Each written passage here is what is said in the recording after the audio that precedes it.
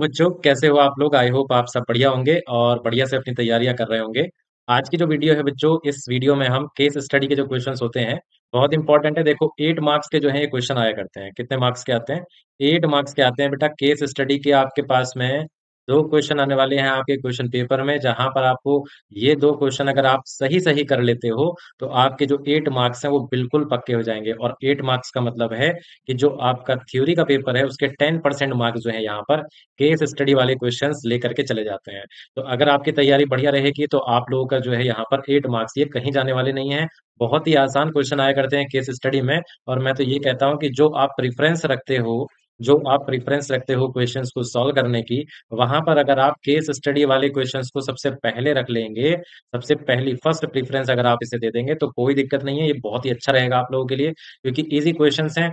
आपके पास डेटा है, डेटा से पढ़ करके आपको जो है क्वेश्चन के आंसर लिखने हैं। इससे तो बढ़िया कोई चांस हो ही नहीं सकता कि इतने आसान क्वेश्चन, और वो भी आपको इस जो केस स्टडी दी गई है इसके बेसिस पर आंसर देना है। तो ऐसे क्वेश्चन जो है मैं लेकर के आया हूँ। आज की जो वीडियो है इसमें हम सिर्फ केस स्टडी वाले क्वेश्चंस को ही डिस्कस करने वाले हैं। तो सबसे पहली केस स्टडी देखो आपके सामने दे रखी है, इसको पढ़ना स्टार्ट करते हैं। एक बार पहले पढ़ लेते हैं, 2 मिनट लगेगी हार्डली हमको केस स्टडी को पढ़ने में। तो पढ़ने के बाद हमें आइडिया हो जाएगा कि क्या क्या इन्फॉर्मेशन हमें गिवन है यहाँ पर। तो total number of electric field lines, यानी कि फ्लक्स की बात हो रही है, passing through a given area in unit time is defined as electric flux. ठीक है, तो यहाँ पर इन्होंने इलेक्ट्रिक फ्लक्स को जो है डिफाइन कर रखा है, कोई दिक्कत नहीं है। If the plane is normal to the flow of electric field, the flux is given by, यहाँ पर शायद कुछ मिसिंग है। तो आगे बढ़ते हैं। When the same plane is tilted at an angle. अच्छा, यहाँ पर ये जो है ना, ये होगा यहाँ पर E इंटू ए, ये मिसिंग है बेटा यहाँ पर। कि जब इलेक्ट्रिक फील्ड, देखो इलेक्ट्रिक फील्ड जो है ये रही इलेक्ट्रिक फील्ड, और जो प्लेन का जो नॉर्मल है ना, प्लेन का जो नॉर्मल है या नॉर्मल अगर है प्लेन इलेक्ट्रिक फील्ड के साथ, तब इलेक्ट्रिक फील्ड कितनी होती है, सॉरी इलेक्ट्रिक फ्लक्स कितना होता है, फाई इक्वल टू ई ए होता है। और जब कुछ एंगल बना रहा होता है तब एरिया वेक्टर हो जाता है ए कॉस थीटा, और फ्लक्स हो जाया करता है ई ए कॉस थीटा। तो ये तो बेसिक इन्फॉर्मेशन है जो हम लोगों ने पहले से ही पता है, हम लोगों को है ना, प्रीवियस नॉलेज है हमारे पास ये वाली जो है। प्रीवियस नॉलेज अगर है आपके पास ये वाली, तो आपको देखो क्वेश्चन करने में यहाँ कोई प्रॉब्लम नहीं आने वाली। ठीक है जी, यहाँ पर केस स्टडी से ऐसी कोई चीज नहीं थी जो अलग से हमें पता चली हो। ये सारी चीजें तो हम पहले ही पढ़ करके रखे हैं। तो यहाँ पर देखिए केस स्टडी जो है, क्योंकि एक केस स्टडी 4 मार्क्स की आएगी, तो वहां पर जो मार्क डिस्ट्रीब्यूशन होगा वो भी मैं आपको बता देता हूँ। यहाँ पर आपको 4 क्वेश्चन दिए जाएंगे बेटे, 1 2 3 4। ये जो पहला वाला क्वेश्चन होगा ये 1 मार्क का होगा, दूसरा वाला क्वेश्चन भी 1 मार्क का होगा, तीसरा वाला क्वेश्चन ये भी 1 मार्क का होगा, और चौथा वाला जो क्वेश्चन होगा यहाँ पर ये होगा 1 मार्क का, लेकिन यहाँ पर ऑप्शन दिया जाएगा आपको। ठीक है, तो ये फॉर्मेट रहेगा आप लोगों का। जो आपके 4 क्वेश्चन आएंगे, 1 1 मार्क के आएंगे। इसमें आपको एक ऑप्शन भी दिया जाता है बच्चों, जहां पर फोर्थ क्वेश्चन होता है, इसमें आप लोगों को इंटरनल चॉइस दी जाती है कि या तो आप इस और से पहले जो क्वेश्चन लिखा हुआ होगा वो कर दीजिए, या फिर आप इस और के बाद वाला क्वेश्चन कर दीजिए। इस तरीके से चीजें होंगी, मैं अभी आपको समझाऊंगा भी। पहले ये क्वेश्चन यहाँ पर कर लेते हैं जरा। तो क्वेश्चन देखिए आप।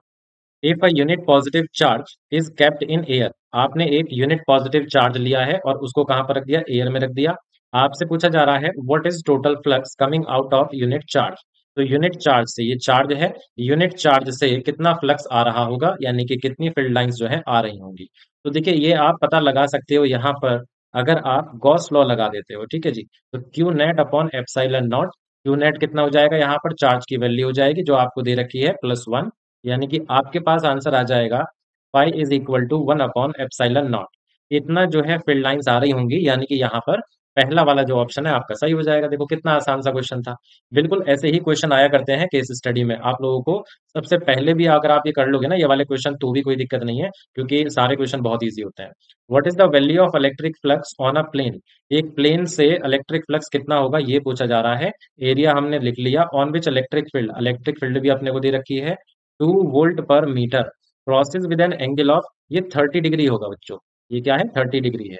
तो यहाँ पर इलेक्ट्रिक फील्ड जो है, what is the value of electric flux on a plane of area इतना, on which electric field crosses with an angle. अब देखिए जब ये शीट दे रखी है, मान लीजिए आपको कोई, और इलेक्ट्रिक फील्ड इससे पास हो रही है, कितना एंगल बनाते हुए, 30 डिग्री का एंगल बनाते हुए। तो सीधी सी बात है कि जो एरिया वेक्टर होगा, जो एरिया वेक्टर होगा इस शीट का, वो इलेक्ट्रिक फील्ड के साथ में 60 डिग्री का एंगल बना रहा होगा।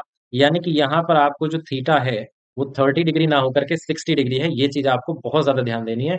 इसमें 90% बच्चे जो है गलती कर देते हैं, थीटा की वैल्यू 30 डिग्री लेकर के ही चल देते हैं। तो फ्लक्स, अब आप अगर फॉर्मूला रखते हो फ्लक्स का, ई ए कॉस थीटा, तो यहाँ पर आ जाएगा, ई आपको 2 दे रखा है, एरिया 1 है, और कॉस 60 की वैल्यू 1/2 होती है, तो 2/2 यानी कि 1 volt per metre. Volt per metre नहीं, वोल्ट मीटर आएगी ये वाली यूनिट, क्योंकि फ्लक्स है ना, ये वोल्ट पर मीटर होती है इलेक्ट्रिक फील्ड की। तो वोल्ट मीटर हो जाएगा फ्लक्स, कितना हो जाएगा, 1। इस हिसाब से हमारा फोर्थ ऑप्शन यहाँ पर हो जाएगा। तो 2 मार्क का अभी तक देखिए हम लोग कर चुके हैं क्वेश्चन, और कितने इजी क्वेश्चन आ रहे हैं। तो आप लोग यहीं से अंदाजा लगा सकते हो कि आपको यहाँ पर केस स्टडी वाले क्वेश्चन सबसे पहले करने हैं। मल्टीपल चॉइस से भी पहले आप लोग केस स्टडी कर लेना, या मल्टीपल चॉइस में जो आपको आसान लग रहा है पहले वो कर लो, और फिर सीधे आ जाओ केस स्टडी पर। When is the electric flux through a surface taken as positive. देखिए भाई, कोई भी अगर एक सरफेस आपको दे रखा है, ठीक है, और आपको बताना है कि इस सरफेस से पास होने वाला जो फ्लक्स है वो पॉजिटिव कब होगा, तो आपको हमेशा ये बात ध्यान में रखनी है, जब इस सरफेस से फ्लक्स बाहर की तरफ आ रहा होगा तब तो ये फ्लक्स माना जाएगा पॉजिटिव। लेकिन अगर चार्ज चार्ज नहीं, जो फील्ड लाइंस हैं, वो सरफेस में अंदर की ओर जा रही हैं, ठीक है, अंदर की ओर जा रही हैं, तब क्या माना जाएगा, फ्लक्स माना जाएगा नेगेटिव। अपने को पॉजिटिव बताना है, तो ये वाला जो है आंसर हो जाएगा अपना, यानी कि व्हेन फ्लक्स डायरेक्टेड आउटवर्ड। देखिए आउटवर्ड यानी कि सेकंड ऑप्शन आपका यहाँ करेक्ट हो जाएगा। ठीक है, तो अब ये 3 क्वेश्चन हो गए। इसके बाद आएगा हमारा फोर्थ वाला ऑप्शन। देखिए यहाँ फोर्थ क्वेश्चन आ गया, ऑप्शन एक क्वेश्चन आ गया, और यहाँ पर देखो आप लोगों को चॉइस दे रखी है और लिखा हुआ है, यानी कि या तो आप ये वाला क्वेश्चन कर दीजिए, या फिर आप इसका जो नेक्स्ट क्वेश्चन है ये वाला, ये कर दीजिए। आप इनमें से कोई सा भी क्वेश्चन कर दोगे तो आपको मार्क मिल जाएंगे वहां पर। ये क्वेश्चन जनरली थोड़ा सा डिफिकल्ट होता है, बट शायद हो सकता है यहाँ पर इजी हो ये question. On which factor the net flux through a close surface in a given medium depends. जो नेट फ्लक्स होता है, देखिए पहले तो आपने क्लोज सरफेस बना ली, यहाँ पर कह रहे हैं ना क्लोज सरफेस के थ्रू। तो ये जो क्लोज सरफेस के थ्रू ये जो फ्लक्स आया करता है, ये किस बात पर डिपेंड करा करता है, ये है यहाँ पर हमारा क्वेश्चन। तो देखिए सीधी सी बात है, आप जब क्लोज सरफेस से फ्लक्स निकालते हैं तो गॉस लॉ लगाया करते हैं। गॉस लॉ हमको बताता है कि भाई ये जो चार्ज होना चाहिए, ये एनक्लोज होना चाहिए। ये एनक्लोज होना चाहिए कहाँ पर, क्लोज सरफेस में एनक्लोज होना चाहिए। ये क्लोज सरफेस में एनक्लोज्ड होना चाहिए। तो charge enclosed in close surface, बिल्कुल ठीक। ये जो पहला वाला ऑप्शन है, ये आपका देखिए यहाँ पर करेक्ट आंसर हो जाएगा। इसके बाद वैसे तो हमने ये क्वेश्चन कर लिया, लेकिन फिर भी क्योंकि मैं तो आप लोगों को समझा रहा हूँ, तो आपको मैं जो इसका ऑप्शन वाला पार्ट था, जो फोर्थ क्वेश्चन का ऑप्शन वाला पार्ट था, वो भी समझा देता हूँ। Plane surface is rotated in uniform electric field. तो भाई एक शीट है ना, एक शीट है, इसको क्या कराया जा रहा है, इसको रोटेट कराया जा रहा है। इसको जो है रोटेट कराया जा रहा है बच्चों, कहाँ पर, जहां पर इलेक्ट्रिक फील्ड दे रखी है uniform. When is the flux maximum. आपसे पूछा गया है कि ये जो फ्लक्स इससे पास हो रहा होगा, ये मैक्सिमम कब होगा। भाई देखिए सीधी सी बात है, मान करके चलिए कि यहाँ पर जैसे ये एक सरफेस हो गई, ठीक है, और ये इलेक्ट्रिक फील्ड लाइन आ रही है। तो जब इलेक्ट्रिक फील्ड लाइन इस तरीके से देखें आप लोग, ऐसे देखिए, इस तरीके से बढ़िया नजर आएगा। तो ये जो इलेक्ट्रिक फील्ड लाइन है, जब ये इलेक्ट्रिक फील्ड लाइन सरफेस से नॉर्मली पास हो रही होंगी, है ना, नॉर्मली परपेंडिकुलरली, तब सबसे ज्यादा इलेक्ट्रिक फ्लक्स पास करेगा। और जब ये इलेक्ट्रिक फील्ड लाइंस यहाँ पर सरफेस के पैरेलल होंगी, तब इस तरीके से सबसे कम इलेक्ट्रिक फ्लक्स पास होगा, है ना। तो इसका मतलब ये है कि इलेक्ट्रिक फील्ड क्या होनी चाहिए, परपेंडिकुलर होनी चाहिए सरफेस के। ठीक है, और आप जानते हो, चलो सरफेस के साथ ही दे रखा है तो यहाँ पर तो कोई दिक्कत आएगी नहीं। मैं एरिया वेक्टर बताने वाला था, लेकिन उसकी जरूरत ही नहीं पड़ेगी। तो इलेक्ट्रिक फील्ड सरफेस के परपेंडिकुलर, ये रहा देखिए ऑप्शन। सेकंड ऑप्शन आपका यहाँ पर करेक्ट आंसर हो गया। तो इस तरीके से हमने यहाँ पर देखो 4 मार्क्स जो है गेन कर लिए, अगर आप ये 4 क्वेश्चन कर देते हो। क्या एकदम छोटे छोटे से क्वेश्चन थे, है ना, बहुत ही इजी क्वेश्चन थे। अब इसके बाद दूसरे चलते हैं हम अपनी नेक्स्ट जो केस स्टडी है, केस स्टडी सेकंड। ये 3 नहीं है, केस स्टडी सेकंड है। तो केस स्टडी पढ़ लेते हैं, 2 मिनट लगेंगे हमको पढ़ने में इसे। Faraday cage. फेराडे केज मतलब एक जो कैविटी हुआ करती है कंडक्टर के अंदर, ये कैविटी किसका काम करती है, शील्ड का काम करती है ना, पढ़ रखा है हमने। तो उसके बेसिस पर यहाँ पर ये केस स्टडी दी हुई है। तो फेराडे केज और Faraday shield is an enclosure made of conducting material, मतलब ये एक कंडक्टर की बनी होती है, अभी पढ़ा भी हमने। With in a conductor cancels out any any external field, मतलब ये जो कंडक्टर के अंदर की बात बता रहे हैं कि यहाँ पर एक्सटर्नल फील्ड से इंटरनल फील्ड कैंसिल हो जाती है, और आपको रिजल्ट मिलता है कि कोई भी इलेक्ट्रिक फील्ड जो है अंदर इस कैविटी के अंदर एग्जिस्ट नहीं करेगी, जीरो हो जाती है इलेक्ट्रिक फील्ड। ये देखिए यहाँ पर इन्होंने दे रखा है कि जीरो हो जाएगी। These Faraday cages act as big hollow conductors you can put things into shield them from electrical fields. Any electrical shock, the cage receives pass harmlessly around the outside of the cage. तो मतलब ये यहाँ पर इन्होंने क्या कह रखा है कि कोई भी आप अगर किसी भी कोई भी चीज है जिसको आपको क्या करना हो, इलेक्ट्रिकल शॉक से या इलेक्ट्रिक फील्ड से क्या करना हो, प्रिवेंट करना हो, है ना, बचाना हो, सेव रखना हो, तो आप क्या कर सकते हो, यहाँ पर इस तरीके की एक केज का इस्तेमाल कर सकते हो। बस ये दे रखा था यहाँ पर इसमें केस स्टडी में। इसके बाद क्वेश्चन पर आ जाते हैं। देखिए पहला क्वेश्चन यहीं पर दे रखा है आपको। ये रहा पहला question. Which of the following material can be use to make a Faraday cage. तो अभी हमने पढ़ा कि भाई कंडक्टर का होना चाहिए, तो प्लास्टिक, ग्लास, वुड ये नहीं हो सकते, कॉपर होगा क्योंकि कॉपर इज अ मेटल। के बाद नेक्स्ट क्वेश्चन पर चलते हैं। नेक्स्ट क्वेश्चन है इसके बाद में question number 2। Example of a real world Faraday cage is. Faraday cage का जो रियल एग्जाम्पल होगा रियल वर्ल्ड से, वो क्या हो सकता है। देखिए कार हो सकती है यहाँ पर एक एग्जाम्पल। क्यों भाई, क्योंकि कार जो है मेटल की बनाई जाती है, कंडक्टर की बनाई जाती है ना, तो इसलिए ये एग्जाम्पल हो जाएगा।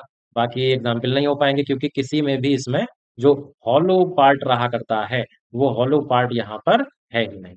आई होप आप मीनिंग समझ गए होंगे। ठीक है, थर्ड क्वेश्चन पर चलते हैं इसके साथ ही हम। थर्ड क्वेश्चन ये रहा, देखिए what is the electrical force inside a Faraday cage when it is struck by lightning.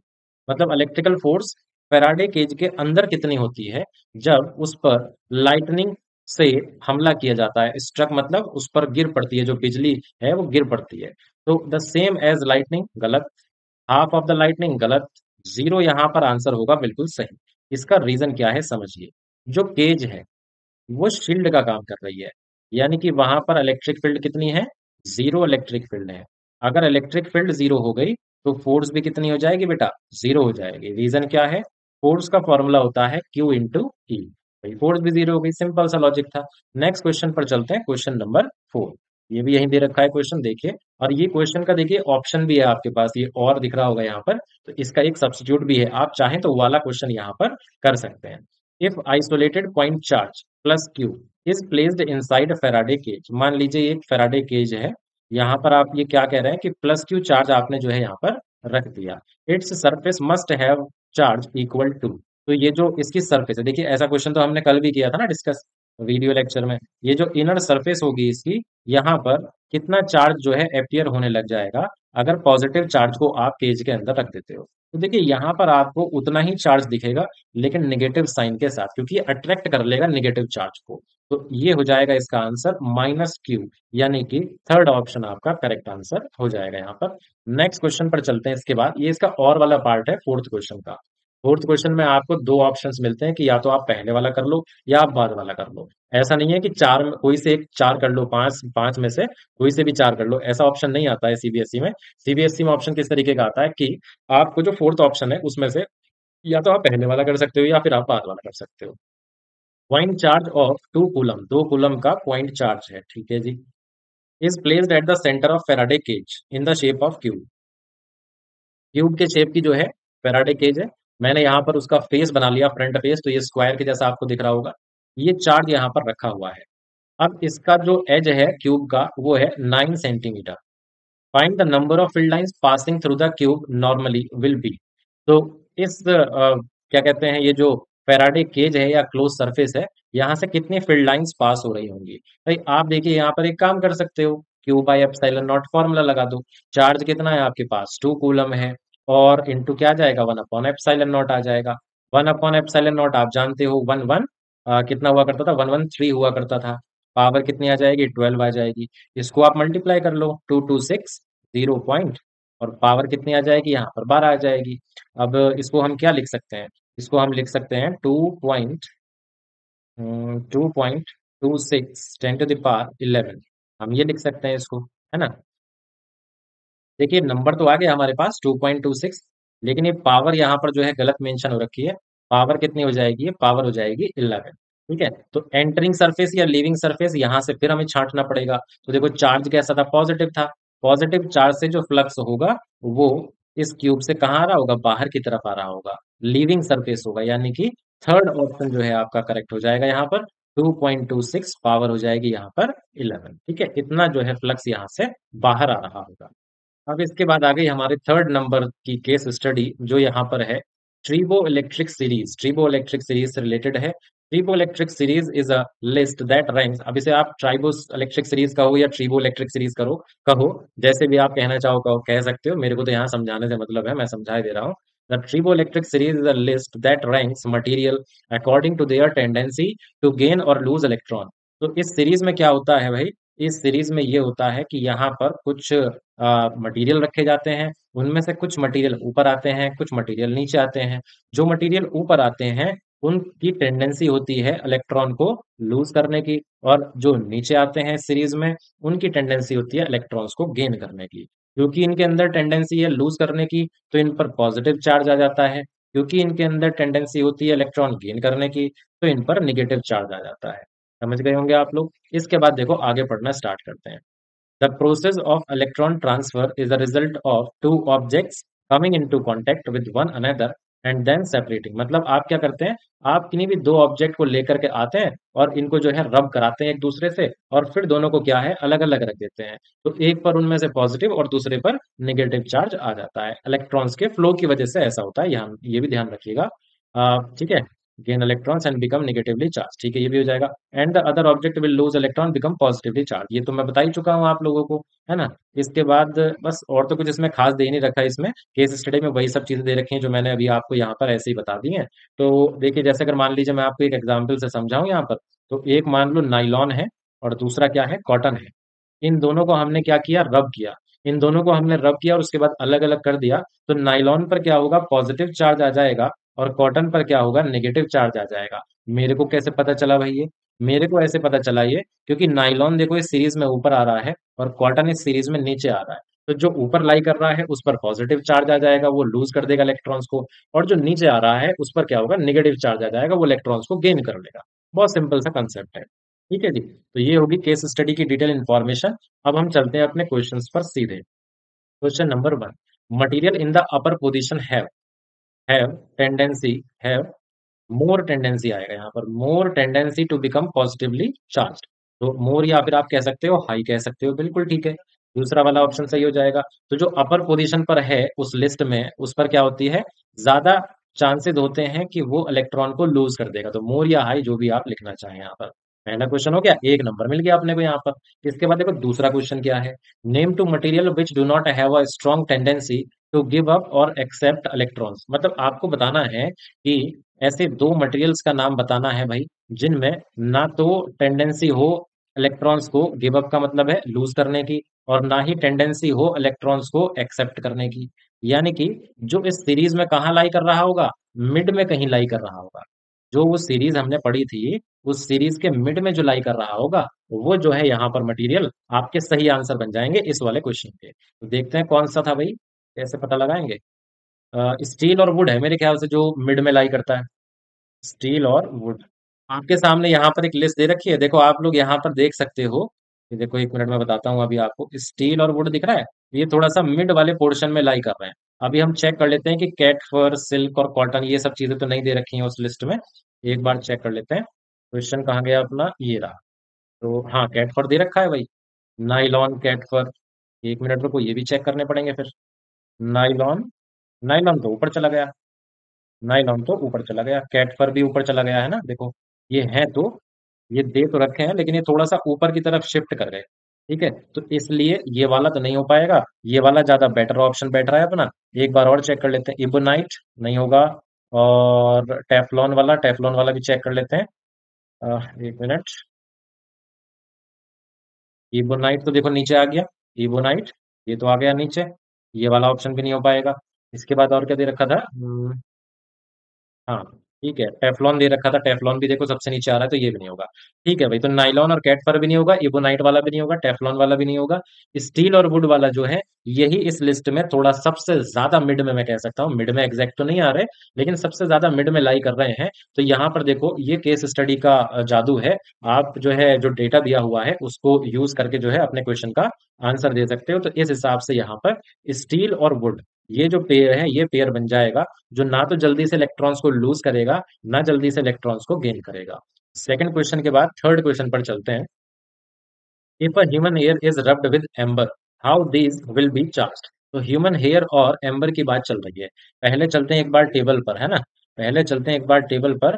Human hair ये रहा, ठीक है जी। और एम्बर कहाँ है? एम्बर ये रहा।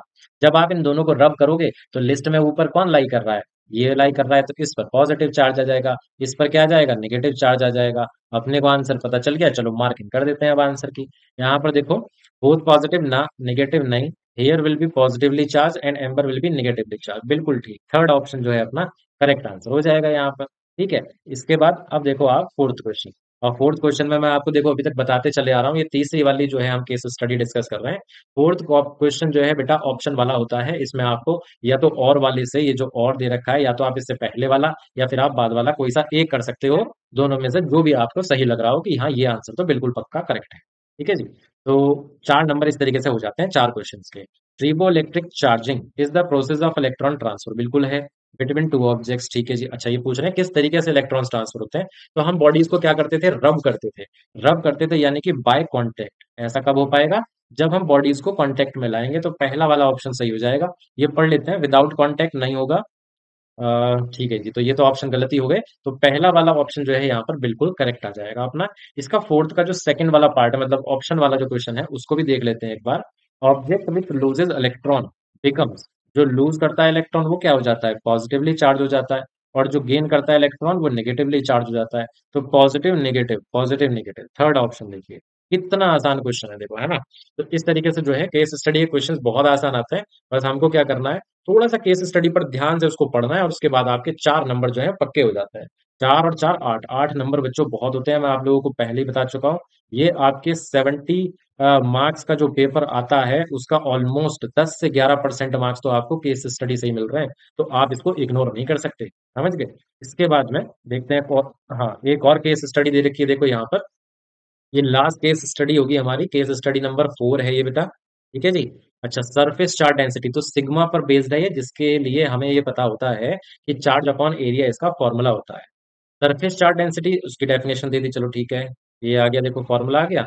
ये सब तो हमें पता है, तो इसको इतना इंपॉर्टेंस मत दो। Large large thin metal plates are parallel.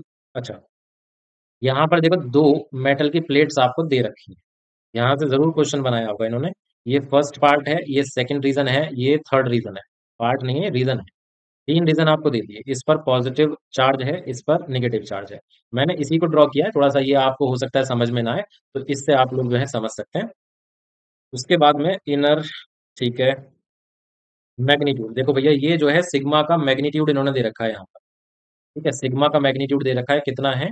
Sigma is equal to 8.8, power आ जाएगी -12 कूलम पर मीटर स्क्वायर, ये आपने को सिग्मा दे रखा है। ठीक है। इसके बाद intensity of electrified, electric field होगा ये, electric field at a point is, ठीक है जी। यहाँ पर प्लेट्स के बीच में हमको पता है कि प्लेट्स के बीच में सिग्मा अपॉन एप्सिलॉन नॉट होती है इलेक्ट्रिक फील्ड, है ना? ये भी पता है हमको। फ्लक्स इतना होगा, ठीक है जी, ये भी पता है। फ्लक्स जो होगा ए डॉट ए हुआ करता है। एरिया भी आपको दे रखा है देखो, 1 मीटर स्क्वायर। चलिए जी, तो ये हो गई इन्फॉर्मेशन। देखो मोटा मोटे तौर पर हमने जो है केस स्टडी को यहाँ पर पढ़ लिया। अब इसके बेसिस पर हम क्वेश्चन करना जो है स्टार्ट करते हैं। देखिए पहला क्वेश्चन क्या आएगा यहाँ पर, ये पहला क्वेश्चन है आपका। E in the outer region first of the plate A, मतलब ये जो दो प्लेट थी, यहाँ का ये जो पहला वाला पार्ट था, ये इस पर पॉजिटिव इस पर नेगेटिव चार्ज था। तो यहाँ आपसे पूछा जा रहा है कि भाई इधर जो इलेक्ट्रिक फील्ड होगी वो कितनी होगी। देखो यहाँ इलेक्ट्रिक फील्ड होगी 0। कैसे 0 होगी? हम लोगों ने पढ़ा हुआ है कि अगर इस तरीके से कभी भी आपको दो शीट दे रखी हैं, उन पर चार्ज डेंसिटी बराबर है, सिंबल तो अलग अलग है लेकिन मैग्नीट्यूड बराबर है, तो भाई यहाँ पर बीच वाली रीजन में नेट इलेक्ट्रिक फील्ड आती है sigma upon epsilon nought. Addition होने की वजह से ऐसा होता था। और ये जो एक्सटर्नल पॉइंट है दोनों, यहाँ पर आएगी इलेक्ट्रिक फील्ड 0, क्योंकि यहाँ पर सब्ट्रैक्शन हो जाता था, ये इसका रीजन है। अब इसके बाद पहला क्वेश्चन तो हो गया, देखो कितना आसान क्वेश्चन था। दूसरे क्वेश्चन पर चलते हैं। ये रहा दूसरा क्वेश्चन आपके सामने। E in the outer region third part, ये जो भाई प्लेट थी, ये वाला पहला पार्ट था, ये वाला दूसरा, ये वाला थर्ड पार्ट था। तो अब की बार ये इधर पूछ रहे हैं, तो इधर भी आंसर कितना होगा? 0 होगा। लो, 2 बार 0 बताने के, 2 बार 0 पर करेक्ट आंसर लगाने के आपको 2 नंबर मिल रहे हैं, और क्या चाहिए भाई, है ना? इसके बाद थर्ड क्वेश्चन देखिए, थर्ड क्वेश्चन पर चलते हैं। ये रहा third question. Electric field between the plates, यानी कि सेकंड वाला रीजन। अब आपको तो पता है ना सेकंड वाले रीजन में कितना होगी इलेक्ट्रिक फील्ड। इलेक्ट्रिक फील्ड यहाँ पर होगी sigma upon epsilon not. Sigma कितना था? 8.8 कुछ था यार, देखना पड़ेगा उसको, तो भूल गया मैं। हाँ, ये पावर -12 है। पावर जो है माइनस माइनस +12। यार चेक कर लो एक बार, माइनस है या प्लस है? माइनस है। तो पावर जो है माइनस है। मिनट, 8.85 पावर -12, और ये हुआ करता है 8.85, ये पावर होती है, ये भी -12 भी होती है। तो देखो यहाँ पर ऑलमोस्ट, देखो ये 8.8 है, ये 8.85 है। अदरवाइज आप अगर इसे ऑलमोस्ट सेम मान करके चलो तो भाई ये 1 आएगा आंसर। 1 आएगा तो देखो 1 के आसपास और कोई आंसर दे भी नहीं रखा, तो यानी कि फर्स्ट वाला ऑप्शन ही यहाँ पर करेक्ट आंसर हो जाएगा। 3 नंबर मिल गए आप लोगों को, है ना? इतना करने पर देखो कितना आसान क्वेश्चन है यार, और इससे ज्यादा आपको क्या चाहिए होगा। फोर्थ क्वेश्चन पर चलते हैं। देखो, ratio of E from left side of plate A at a distance 1 meter to 2 meter respectively is. भैया देखो ये रेशियो का आंसर आएगा 1:1। मैं पहले ही बता देता हूँ आपको, इसका रीजन क्या है समझो जरा। ये जो लेफ्ट प्लेट है, ठीक है, इससे कहा है इन्होंने कि भाई 2 पॉइंट है। एक पॉइंट तो है 1 सेंटीमीटर पर, और दूसरा पॉइंट है आपका ये वाला 2 सेंटीमीटर पर। आपको बताना है अगर यहाँ इलेक्ट्रिक फील्ड E1 है, यहाँ इलेक्ट्रिक फील्ड E2 है, तो आपको बताना है कि E1 और E2 का रेशो क्या होगा। भाई आप लोग एक बात तो देखिए कि ये वाली शीट पहली वाली थी ना, तो शीट की वजह से जो इलेक्ट्रिक फील्ड होती है किसी भी पॉइंट पर, उसका फॉर्मूला होता है σ/2 एप्सिलॉन। देखो फॉर्मूले से कंफ्यूज मत हो जाना, फॉर्मूले से कंफ्यूज मत हो जाना। ये प्लेट्स के बीच में जो इलेक्ट्रिक फील्ड होती है वो होती है σ/ε0, और किसी एक शीट की वजह से, शीट्स के बीच में नहीं, एक शीट की वजह से जो इलेक्ट्रिक फील्ड होती है वो होती है σ/2 एप्सिलॉन नॉट। अब आप यहाँ पर देखो फॉर्मूले में, क्या कहीं पर भी आपको डिस्टेंस जैसी चीज दिख रही है, या फिर आपको आर दिख रहा है ना? क्योंकि ई यहाँ पर आर पर डिपेंड ही नहीं कर रहा, नॉट डिपेंडेंट, नॉट डिपेंड कर रहा है, डिपेंड ही नहीं कर रहा है यहाँ पर। तो E1 जो होगा और E2 जो होगा, दोनों पॉइंट पर इलेक्ट्रिक फील्ड सेम होने वाली है, क्योंकि इलेक्ट्रिक फील्ड इक्वल है। इसीलिए मैंने यहाँ पर ये रेशो लगाया था कि 1:1 आपका करेक्ट आंसर होगा। ठीक है जी। ये फोर्थ क्वेश्चन का और वाला पार्ट और है। देखो अगर मान लो आपको ये चीज ध्यान में नहीं आई वहां पर, तो आप इसका और वाला पार्ट भी कर सकते हो। और वाले पार्ट में क्या था, देखो ये और वाला पार्ट है फोर्थ क्वेश्चन का। In order to estimate electric field due to thin finite plane metal sheet, Gaussian surface considered is. अब देखिए, इलेक्ट्रिक फील्ड ये कह रहे हैं कि इलेक्ट्रिक फील्ड पता करनी है एक मेटल प्लेट की वजह से। प्लेट है, एक मेटल प्लेट है, इसकी वजह से इलेक्ट्रिक फील्ड पता करनी है। तो भाई यहाँ पर आप गशियन सरफेस कैसा लोगे? आप लोगों को तो ये ध्यान होगा, डेरिवेशन भी करा था हमने। जब हम डेरिवेशन करते थे तो यहाँ पर क्या करते थे हम, यहाँ पर एक सिलेंड्रिकल जो है हम गशियन सरफेस माना करते थे, जो इस शीट के आर पार रहा करता था। फ्रंट साइड पर भी पता करते थे और बैक साइड पर भी पता करते थे, याद है? तो यहाँ पर सिलेंड्रिकल ऑप्शन जो है आपका करेक्ट हो जाएगा। बताइए, ऐसे ऐसी चीजों को बताने के आपको मार्क्स मिलते हैं। तो भाई केस स्टडी देखो, ये यहाँ पर एंड हो गया केस स्टडी का। तो ये केस स्टडी जो है ना, ये आप लोगों के लिए वरदान है, मैं तो ये कह रहा हूँ, क्योंकि आप लोगों को 8 नंबर, 8 मार्क्स जो है भाई आप लोगों को जस्ट ऐसे ही मिल जाते हैं यार। थोड़ा बहुत जो है आपको इन्फॉर्मेशन पता होगी, थोड़ी इन्फॉर्मेशन आपको जो है वहाँ केस स्टडी से मिल जाएगी, बन गई बात। भाई हमें तो क्या करना था, हमें तो 8 क्वेश्चन करने थे, 8 नंबर पाने थे, वो 8 नंबर अपने को मिल जाएंगे। और क्या चाहिए? तो इसीलिए मैं कह रहा हूँ कि केस स्टडी की इंपॉर्टेंस कम मत समझो, बहुत ज्यादा इंपॉर्टेंस रखते हैं ये चीजें। 8 नंबर कम नहीं होते, बहुत नंबर होते हैं। ठीक है, यहाँ तो एक एक नंबर पर लड़ाई हो जाती है, 8 नंबर की तो बात ही दूर है। तो ठीक है जी, चलिए ये थी केस स्टडी। मैंने आपको यहाँ पर 4 केस स्टडी आज कराई हैं। तो आई होप कि आपको केस स्टडी किस तरीके से करनी है उसका थोड़ा आइडिया लगा होगा, किस तरीके से आपको डील करना है एग्जाम में। तो इसके बाद अगली वीडियो में हम नेक्स्ट चैप्टर के जो क्वेश्चंस होंगे वो डिस्कस करेंगे। Thank you.